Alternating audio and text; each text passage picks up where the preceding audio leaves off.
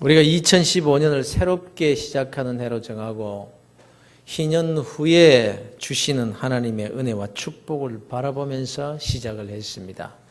표어로는 마음과 뜻을 새롭게, 믿음과 순종을 새롭게, 그리고 또 사명자의 삶을 새롭게 이렇게 정하고 주일마다 또 이에 따른 메시지를 받고 또 특별 새벽 기도회를 통해서 믿음에 관한 교훈을 받고 우리가 출발을 했습니다.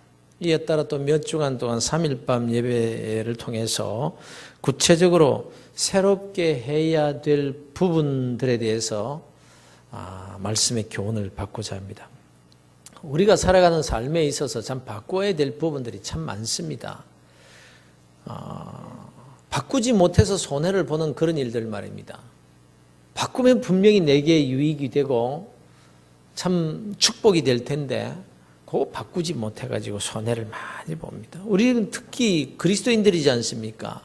하나님의 통치와 간섭을 받는 하나님의 백성들이고 또 하나님께서 직접 다스리시고 간섭하시는 하나님의 자녀들이지 않습니까? 그래서 우리는 하나님께서 약속하신 그 축복, 자녀들에게 주시마 약속하신 그 축복을 우리는 은혜와 그 하나님께서 그 아브라함의 후사들에게 약속해 놓은 수많은 그 은혜와 축복을 받아 누릴 자격이 있고 또 당연히 우리가 권리도 있고 그럼에도 불구하고 하나님의 자녀답게 하나님의 백성답게 바뀌지 못해서 당연히 받아 누릴 수 있는 그 은혜와 축복을 놓치고 사는 경우가 너무 많다라는 것입니다.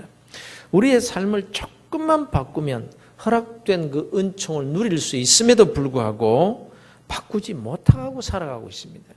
그래서 우리 그리스도인들의 삶에 있어서 바꾸어야 될 부분들이 무엇인지에 대해서 시간이 허락되는 대로 우리가 말씀을 나누어 보도록 하겠습니다. 사람은 그 행동이 참 중요합니다. 행위가 중요하지 않습니까? 순종의 행위, 이 행위가 중요한 거죠. 행위를 따라서 상도 받고 행위에 따라서 벌도 받고 그러는 것이기 때문입니다. 그래서 행동이 중요합니다만 그러나 그 행동 이전에 마음이 훨씬 더 중요한 것입니다. 왜냐하면 행동은 마음의 산물이기 때문에 마음에서 나오는 것이기 때문에 마음에서 일어나는 생각이 행동으로 나타나게 된다라는 것입니다. 솔로몬이 이렇게 말했죠. 대저 그 마음의 생각이 어떠하면 그 위인도 그러하니라. 마음에서 일어나는 생각이 행동으로 다 나타나게 되는 것이다라는 거예요. 물론 생각한다고 해서 다 행동으로 나타나는 것은 아닙니다. 만약 그렇게 되면 정말 난리가 날 겁니다. 이 세상이. 생각을 해봅시다. 우리 마음속에 일어나는 누구를 미워하는 마음 다 가졌는데 미워하는 마음이 그 생각들이 전부 행동으로 나타난다고 생각해 보십시오. 굉장히 살아있을 사람이 없을 겁니다만. 우리 마음속에 일어나는 욕심을 따라서 전부 다 행동으로 나타내버린다고 생각해 보십시오. 세상은 무법천지가 되어버리고 말 것입니다. 다시 말씀드리면 사람의 그 마음에서 일어나는 생각이라는 것은요, 극히 일부분입니다. 생각의 극히 일부분이 행동으로 나타나는데 생각 가운데 아주 일부분만. 그러니까 이렇게 보면 되는 거죠. 사람이 악을 행하지 않습니까? 그러면 그 행위는 극히 일부분이기 때문에 그 마음은 훨씬 더 악한 거예요. 그 마음의 생각에는 더 큰 악이 있다는 것이고 그렇기 때문에 실상 그보다 더 큰 악을 행하는 것도 시간 문제일 뿐이라는 거죠. 반대로 사람이 착한 행동을 했다라고 합시다. 그것도 착한 마음의 일부분입니다. 착한 마음을 품었다고 다 행동으로 다 나타나는, 난 누구를 도와주고 싶다 그래가지고 자기 주머니 있는 것을 다 이렇게 내는 것 아니잖아요. 착한 마음은 다 가지고 있어요. 그 착한 행위는 그 가운데서 일부분이라 이 말씀입니다. 그러니 우리가 실망할 필요가 없는 거죠. 왜냐하면 우리의 마음속에는 악한 생각도 가지고 있지만 또한 선한 생각도 가지고 있기 때문입니다. 더더군다나 우리가 그래도 그리스도인들 아닙니까? 성령의 사람들이잖아요. 고린도전서에 보면 성령으로 아니하고는 누구든지 누구는 예수를 주로시라 할 수 없느니라. 예수님을 주님이라고 부를 수 없어요. 하나님을 아버지라고 부를 수 없어요. 이것이 다 우리가 성령께서 역사하셨기 때문에 우리가 예수 그리스도를 믿고 구주로 믿고 주님 주님 주여 주여 하고 기도하고 하나님을 아버지라고 부를 수 있는 거예요. 이게 우리 속에서 나온 것이 아니라 성령의 역사로 성령께서 오셔서 믿게 해주시고 믿음을 우리 마음속에 심어주시고 인도해 주셔서 그렇다는 거예요. 그래서 예수를 믿는 사람은 다 성령의 역사를 이미 경험하고 있는 자들이다. 그래서 성령께서 여러분들을 지금 이 자리 3일 밤 예배까지 나오게 하신 줄로 믿으시기를 바랍니다. 아이고, 내 발로 왔지요.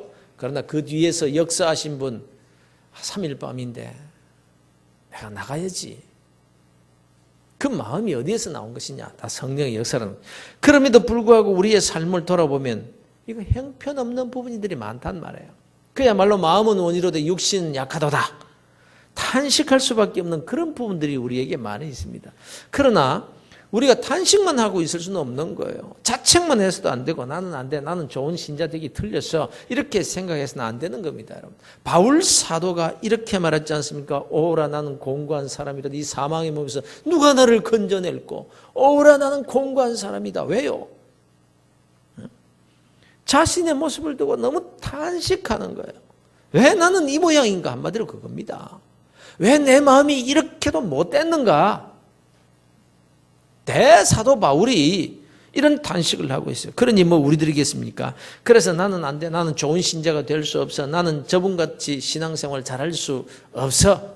이렇게 포기하거나 주저앉으면 안 되는 거예요. 보십시오. 바울이 그런 탄식 가운데서도 이렇게 말하거든요.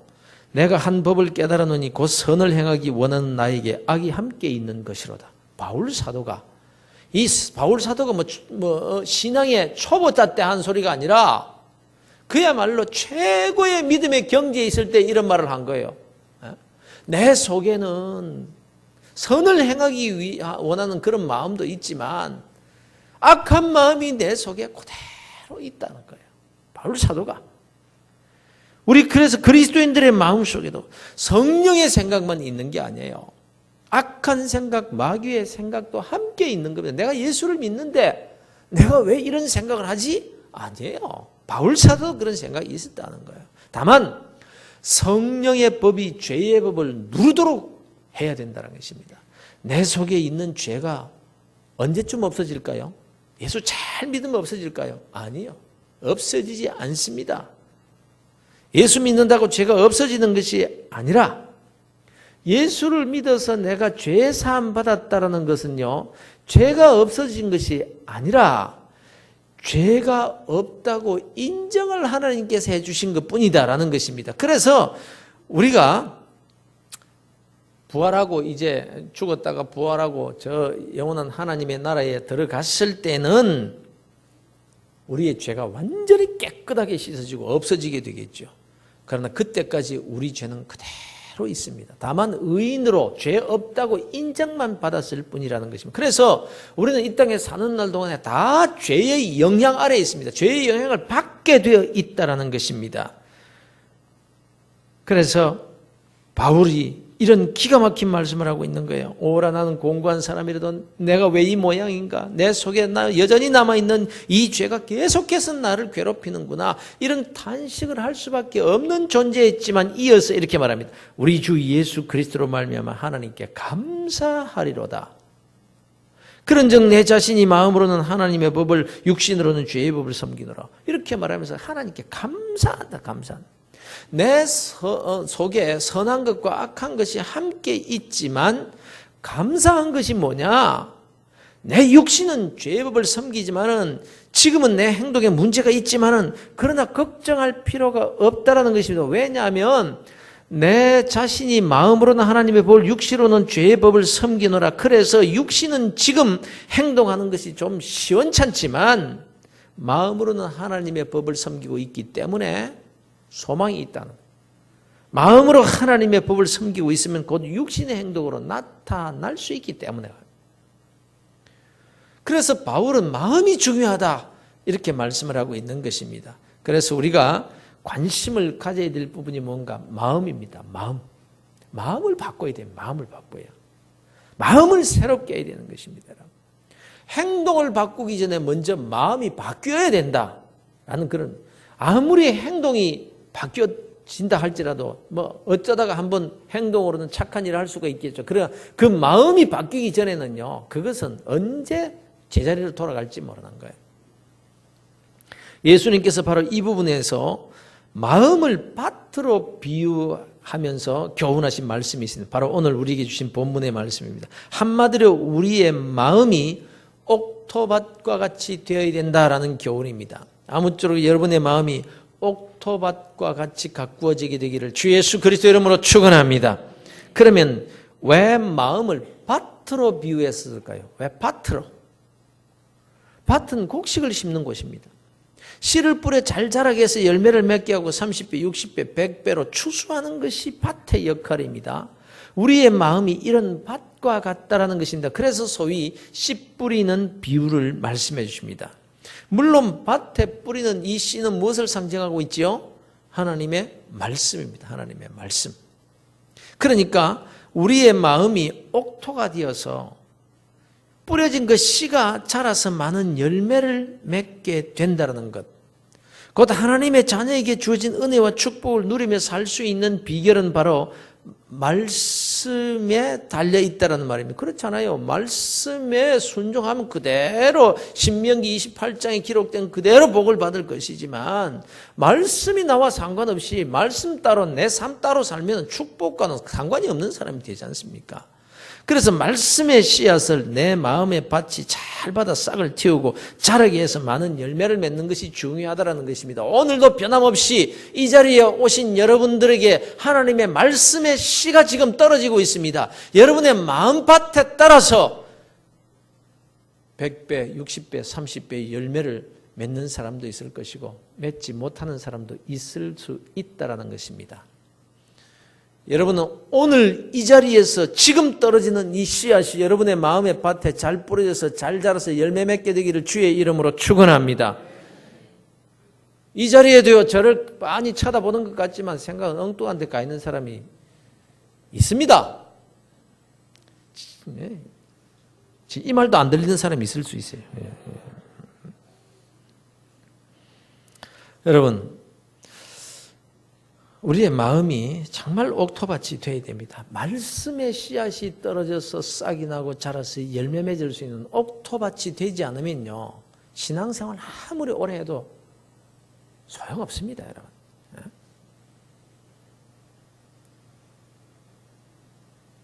그런데 우리가 하나님의 자녀이면서 아브라함의 후손에게 이미 약속된 그 엄청난 축복을 받아 누리지 못하는 이유가 뭔가 하면요, 씨가 없어서 아니라는 거예요. 씨가 없어서 아니에요. 축복의 씨는요, 계속해서 뿌려지게 되는데 밭이 문제라는 겁니다. 밭에 문제가 있어서 열매를 맺지 못하는 거예요. 이 열매가 뭡니까? 축복하지, 축복, 열매라. 하나님의 자녀로서 받아 누릴 수 있는 분복이 바로 이 열매인데 열매를 맺지 못하는 거예요. 뿌려지는 씨는 많은데 싹이 나는 것이 적고 싹이 나서 자라기는 하는데 열매를 맺지 못해요. 그 이유는 밭이 나빠서래요. 마음밭이 기경이 되지 않아서 그 밭에 아무리 씨가 뿌려져도 주일마다 시간마다 뿌려져도 아무 소용이 없다는 것입니다. 내 마음의 밭이 나빠. 그래서 말씀의 씨가 뿌려지기는 하는데 열매가 없어요. 열매가. 그래서 열심히 일하기 전에 밭부터 옥토로 바꿔라 이 말입니다. 부지런히 뛰는 것이 중요한 것이 아니라 밭을 잘 일구는 것이 먼저라는 것입니다. 지금 형편이 아무리 오라 나는 곤고한 사람이로다, 이 사망의 몸에서 누가 나를 건져내라 이렇게 탄식할 수밖에 없는 형편이라고 할지라도 그래서 마음이 급해서 급한 불부터 먼저 끄는 것이 우선일 것 같아도 그게 우선이 아니라고 성경은 말씀합니다. 그게 더 늦다라는 거예요. 아니 아무리 애쓰고 힘써도 열매를 얻지 못한다는 말씀. 그래서 바울이 자기 자신의 모습이 정말 비참한 상태이지만 하나님께 감사한다. 그 이유가 뭐냐? 내 마음으로 하나님의 법을 섬기고 있기 때문에.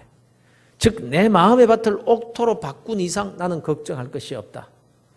이렇게 말씀하고 있는 것입니다. 사랑하는 성도 여러분, 그래서 우리가 근본으로 돌아가서 생각해 보자라는 것입니다. 왜 내 삶이 곤고한가? 왜 내가 하나님의 자녀로서 은총을 다 누리지 못하고 살고 있는 것인가? 왜 나는 신앙생활을 이렇게 힘들게 해야 하는 것인가? 이런 문제에 대한 점을 우리 주님께서 다시 말씀해 주고 계시는 거예요. 내 마음밭이 왜 옥토가 되지 못할까요? 하나님의 말씀을 이렇게도 많이 듣고 사는데 왜 열매가 없느냐? 많이 듣죠. 한두 번 들은 게 아니죠. 뭐 오래 다녀보십시오. 성경 구절 딱 하면 뭐 착착착착 나오죠. 설교 제목만 딱 봐도 그 다음에 뭐가 나올지 다 알지요. 그런데요, 그게 뭐가 어쨌다고? 열매가 없는데.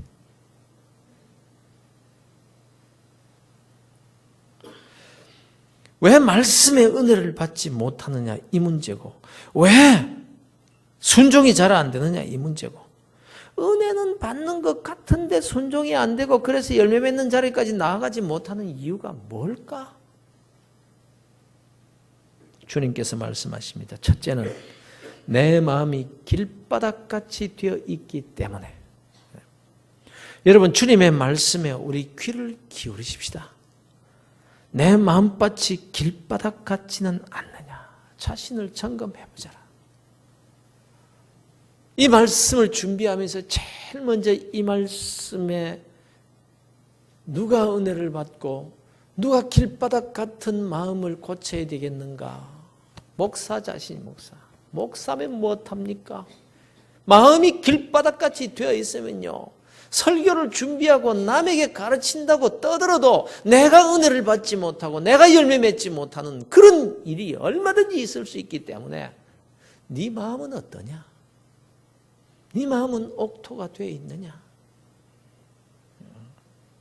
이게 중요한 거죠. 여러분 자신을 점검해 보라는 것. 여러분 길을 한번 생각해 보십시오. 길바닥에 씨가 떨어져 있다고 생각해 보십시오. 그게 싹이 나겠습니까? 길바닥에. 길에다가 벽실을 쭉 뿌려놓았다고 생각해 보십시오. 싹이는 그냥 흙 속에 묻히지도 못하는데, 그래서 밟혀서 죽어버리든지 아니면 새가 와서 다 주워 먹어볼 것입니다. 19절에 보면요, 악한 자에게 빼앗기게 된다. 악한 자가 누굽니까? 당연히 이 말씀의 씨앗을 빼앗아 갖고 주워서 먹어버리는 이 악한 자, 새, 여기서 새가 누구를 가리키는 겁니까? 마귀 사탄입니다.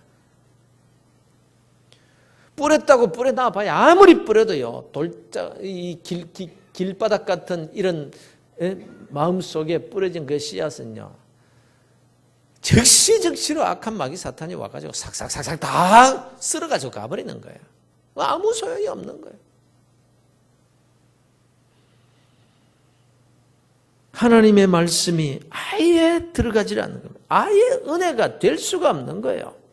예배 시간 1시간 내도록 가만히 앉아 있어도 아무런 은혜가 뭡니까? 말씀이 귀에 하나도 안 들어, 하나도.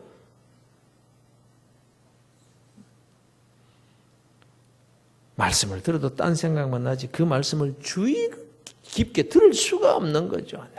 내내 딴 생각만 하다가 언제 정신이 드냐? 설교 끝나고 기도합시다. 그럼 정신이 번쩍 들어요. 설교 시작 딱 하면은 눈 감고 잠자기 시작합니다. 그러다가 딱 마치면 그것도 기가 막히게 알고 또 눈을 뜹니다. 정신이 아주 맑아지는 때가 아니라 설교 다 끝나고 나면 딱. 그리고는 찬송도 잘해요. 옆 사람하고 인사합시다 그러면 생글생글 인사는 또 억수로 잘해요. 그러니까 옆에서 보면은 이상이 전혀 없는 것 같죠. 이상이 전혀 없는 거예요. 그러니 아무리 열심히 교회를 오래 다녀도 열매가 없을 수밖에.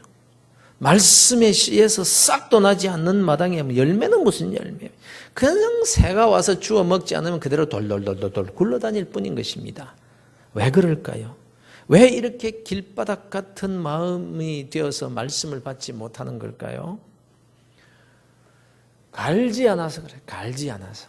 밭은 그대로 놔두고 밟고만 다니면 그 밭에 뭐가 나겠습니까? 갈지는 않고 계속 밟고 다니기만 합니다. 계속 밟고 다니면 머지않아 길바닥같이 되어버리고 마는 거예요. 사랑하는 성도 여러분, 여러분의 마음이 무엇에 그렇게도 밟히십니까? 무엇이 여러분의 마음을 그토록 분주하게 만들고 있습니까? 부지런하게 다닙니다. 마음이 하여간 되게 바빠요. 예배 1시간 드리면서도 마음이 너무 바쁜 거예요. 생각으로 여기저기 세계를 돌아다닙니다. 그래서 예배 드릴 시간도 없어요. 기도할 시간도 없고 말씀을 보고 들어도 묵상할 시간이 없어요. 안 나요. 하여간 되게 바쁩니다. 바쁜 거 좋지요. 사람이 바빠야지 할 일이 없으면 되겠습니까? 그런데 바쁘게 일하고 부지런히 뛰면서도 열매가 없다면 왜 열심히 뛰어다니겠느냐라는 거예요. 열매도 없는데 부지런히 뛰면 못하고 땀을 뻘뻘 흘리며 일하면 못하겠느냐라는 말씀입니다. 성도 여러분, 조용히 걸음을 멈추시고 근본으로 돌아가셔야 됩니다.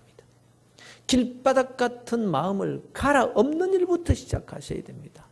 아이고, 너무 바빠서 그럴 시간이 없습니다. 지금 열매가 저 눈에 보이는데 씨 뿌리는 것도 아니고 땅 가는 그 일부터 시작하라고요.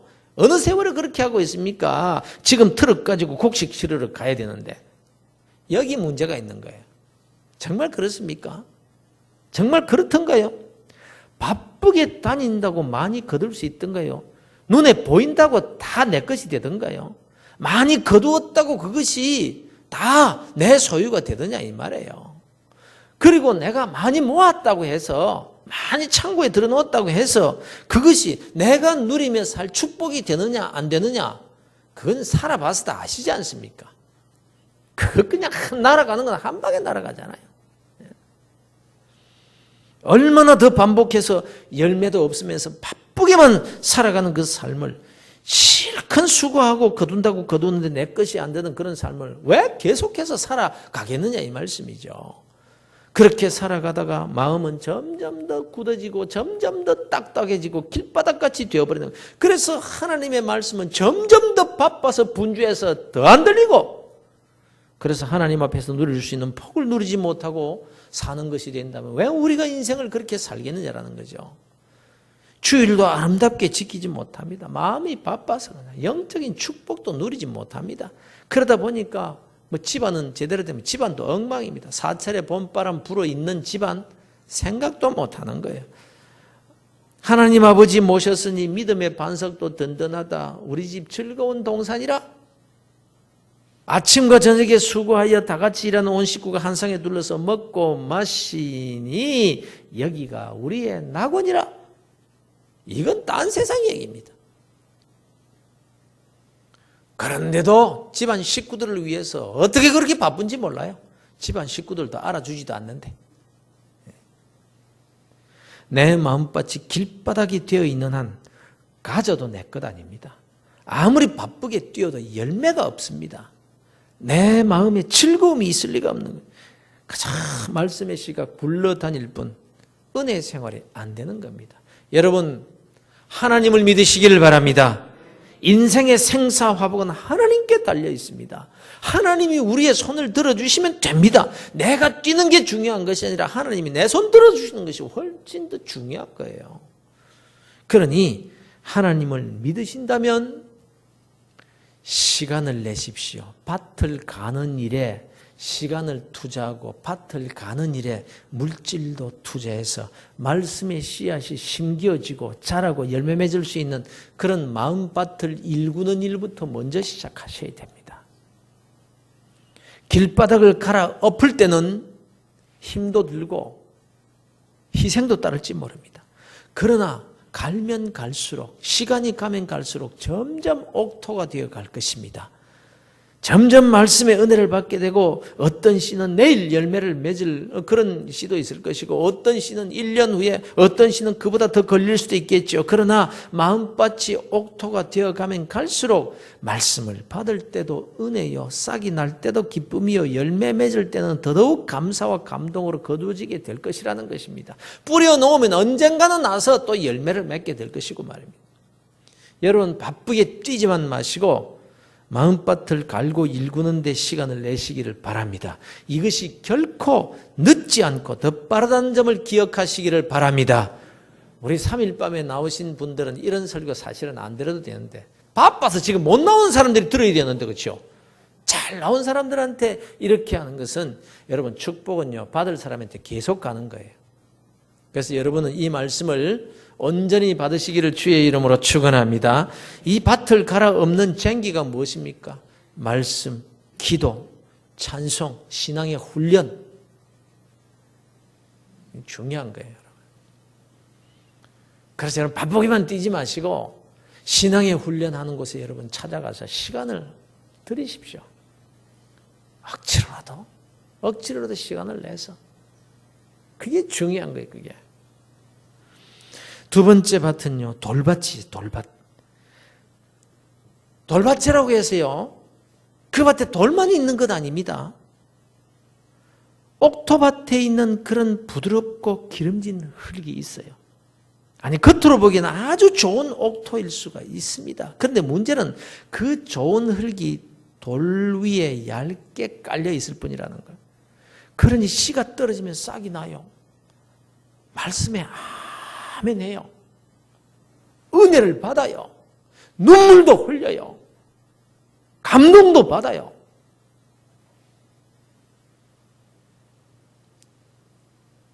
아주 좋은 흙인데요.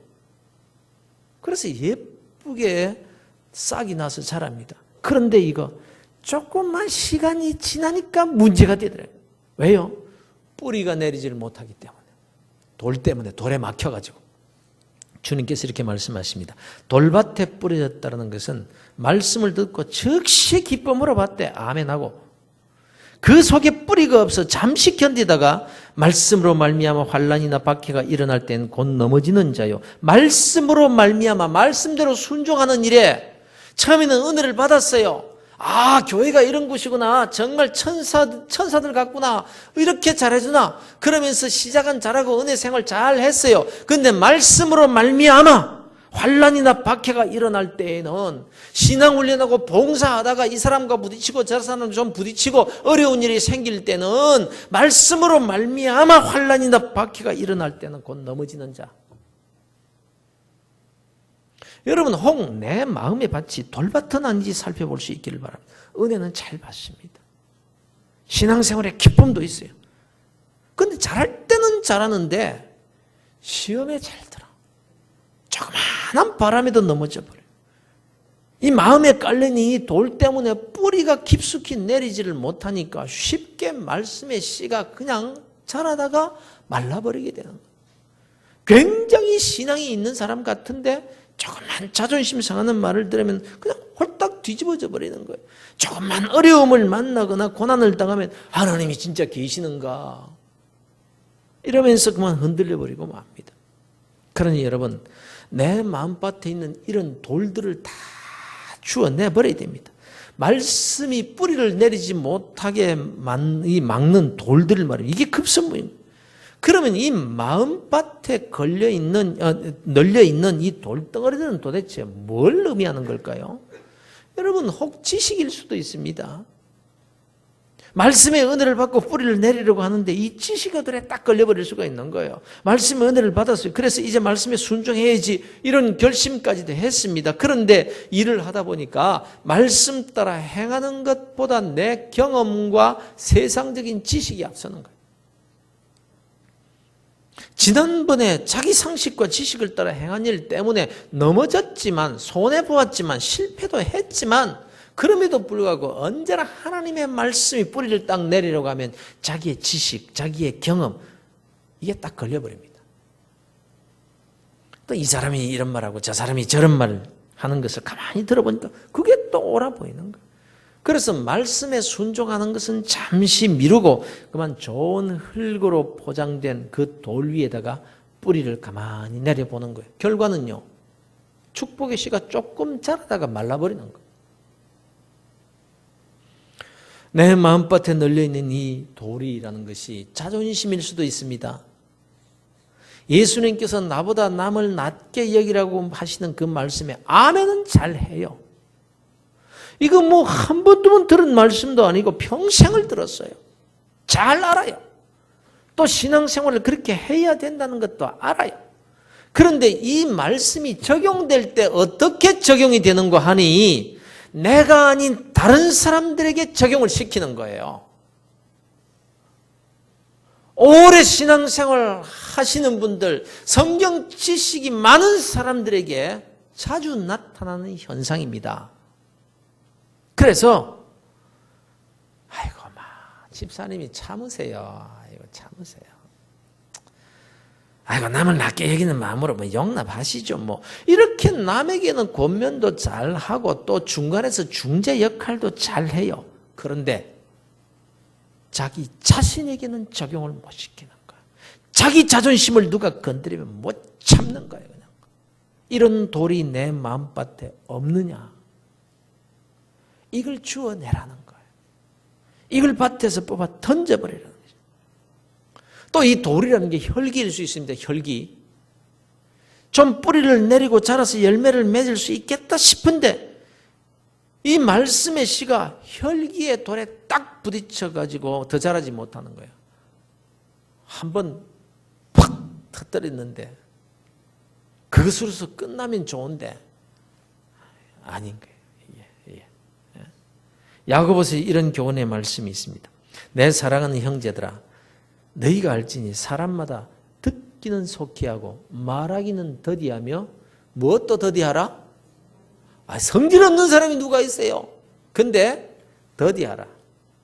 한 번 더 생각해봐라. 한 번 더 참거라. 참고.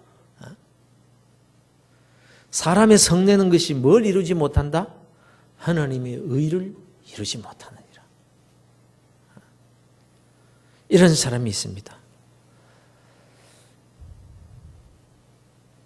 나는 이렇게 성질을 부리기는 합니다마는 뒤끝은 없습니다. 이런 사람 꼭 있죠. 있습니다. 진짜 뒤끝이 없어요. 그런데 이 뒤끝이 없다라는 것으로 자기의 성내는 것을 합리화시키려고 합니다. 그래서 이런 얘기가 있지 않습니까? 교회에서 하도 성질을 부려서 많은 사람들을 시험에 들게 하는 어떤 분이 목사님께 찾아와서 목사님, 제가 이래도 뒤끝은 하나도 없습니다. 쫀쫀하게 마음에 두고 그러지 않습니다. 저는 그때뿐입니다. 그때 목사님이 이렇게 말씀하셨지 않습니까? 그런데 성도님, 폭탄도 터지고 나면 그 마음이 뒤끝 없습니다. 그런데 터질 때 많은 사람이 다치고 죽습니다. 폭탄은 한번 터지고 나면 끝나버리지만 터질 때 상처 입은 사람의 그 상처와 고통은요, 평생 갈 수 있습니다. 뒤끝 없다고요? 당신은 뒤끝이 없을지 모르지만 다른 사람은 평생 그 고통을 안고 살아간다니까?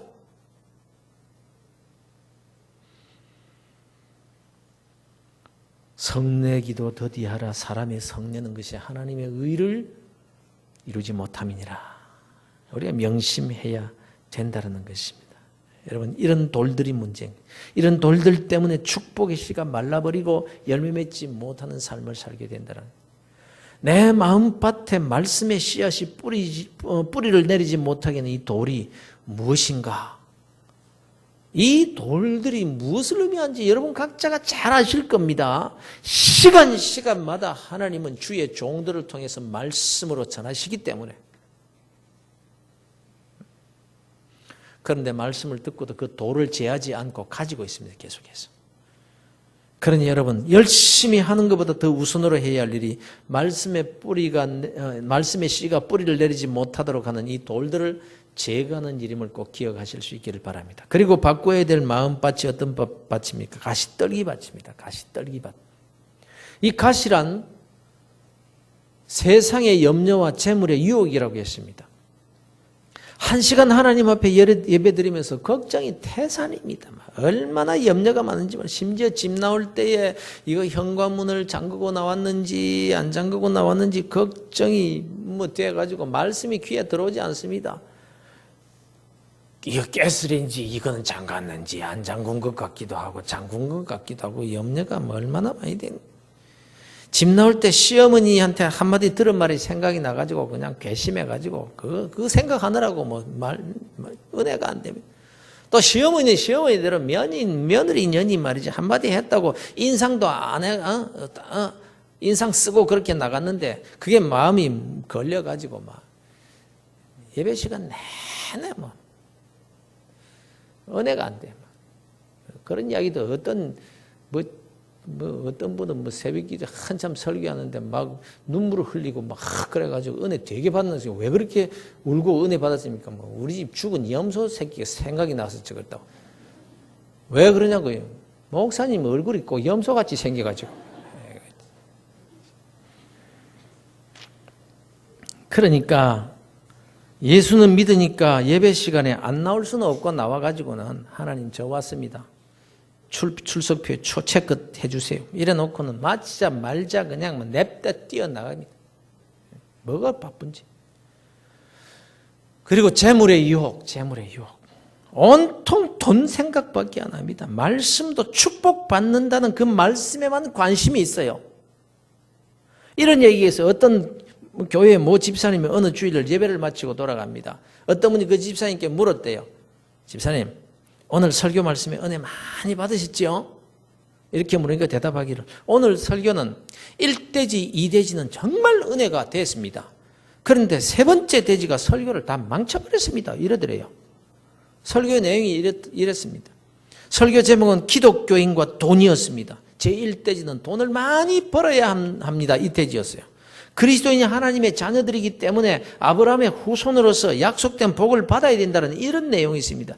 1대지의 말씀이 계속되는 동안에 이 집사님의 아멘 소리가 교회를 울렸습니다. 2대지는 그리스도인들은 성실하게 벌어서 많이 저축해야 된다는 내용이었습니다. 쓸데없는 일에 낭비하지 말고 알뜰하게 모아서 저축해서 가능하면 부자가 돼야 된다. 이런 내용이었습니다. 아멘이었습니다. 그런데 세 번째 대지가 뭐냐? 그렇게 귀하게 모은 재물을 하나님을 위해서, 복음을 위해서, 이웃을 위해서, 가난한 자들을 위해서 많이 헌금하고 베풀어야 된다. 이런 내용이었습니다. 이 집사님의 소리가, 아멘 소리가 점점 작아지더니 결국은 3대지 때문에 설교 다 망쳤다. 그러더라는 거죠. 여러분, 이 한 가지, 남의 얘기 같지만요. 이런 경우는 아니더라도 실상 우리들의 마음의 밭에 이런 가시가 없느냐? 내게 은혜가 되는 말씀이라는 것이 내가 골라서만 받고 있는 것은 아닌가?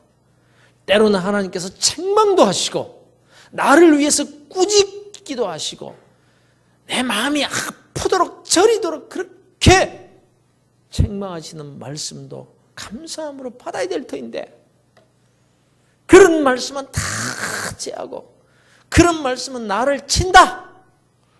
누가 목사님한테 일러 바쳤지. 이게 안 되는 거예요. 이게. 사랑하는 성도 여러분, 우리가 물질에 욕심을 부린다고 어디 물질이 생깁니까? 우리가 열심히 일한다고 벌리는 것도 아니고 먹지도 쓰지도 않고 아끼고 이렇게 아낀다고 모아지는 것도 아니라는 것 아시지 않습니까? 잠언서에 보면 흩어구제하여도 더욱 부하게 되는 일이 있나니 과도히 아껴도 가난하게 될 뿐이라. 하나님의 은혜가 있어야 되는 거예요, 여러분. 그러니 성도 여러분, 인생의 생사화복이 하나님에 달려있음을 확실하게 믿으시기를 바랍니다. 그런 거로 물질을 따라다니는 사람이 되지 말라. 하나님을 잘 섬기면 그 모든 물질이라는 것도 하나님의 것이기 때문에 하나님을 잘 섬기면 물질이 그를 따라오도록 만들어야 된다. 그게 하나님을 잘 섬기면 재물 얻을 능을 하나님께 주시는 거거든요. 돈 버는 사람들 가만히 보십시오. 여러분 무슨 일하는 것도 엉성하고 별로 똑똑한 것 같지도 않고 어리숙한데 이상하게 돈을 버는 사람들을 보면 돈을 버는 게 아니고 돈이 그 사람을 따라가는 것 같더라. 이런 사람이 있습니다. 하물며 우리 그리스도인들이겠습니까? 하나님이 자기 자녀들에게 이렇게 약속하셨습니다. 내게 흑암 중의 보화와 은밀한 곳에 숨은 재물을 주어 내 이름을 부르는 자가 나 여호와 이스라엘의 하나님인 줄을 내가 알게 하리라. 이게 하나님의 본심입니다. 그렇습니다. 문제는 우리의 마음밭이 옥토가 되지 못한 것이 문제라는 것임을 주님께서 저와 여러분께 말씀하고 계십니다. 우리에게 많은 열매를 맺는 축복의 삶을 주시고 싶으셔서 오늘 이 말씀을 우리에게 주시는 줄로 믿으시길 바랍니다. 하나님의 말씀을 내치지 마시고 내 것으로 받아버리시기를 바랍니다. 받아버리시기를 바랍니다. 그래서 무엇보다도 우리의 길바닥 같은 마음의 밭, 돌자갈이 가득한 마음의 밭, 그리고 가시떨기 같은 마음의 밭 때문에 말씀이 자라지도 뿌리 내리지도 열매 맺지 못하게 되는 것이 바로 거기에 이유가 있는 것이므로 이 밭부터 옥토로 바꾸는 것이 급선무다. 이 말씀을 꼭 기억하셔서 내 마음을 옥토되게 하는 일에 여러분 열심을 내시기를 주 예수 그리스도 이름으로 축원합니다. 사랑하는 성도 여러분, 2015년은 우리에게 축복의 해입니다. 믿으시길 바랍니다. 그러므로 무엇보다 먼저 마음의 밭을 옥토로 갈고 개간하여서 하나님의 말씀을 받을 때마다 다른 사람 상관하지 말고 여러분은 정말 그때마다 은혜를 받으시고 그 말씀 따라 순종의 뿌리를 내려서 열매를 맺는 자리까지 나아가게 되시기를 주 예수 그리스도 이름으로 축원합니다.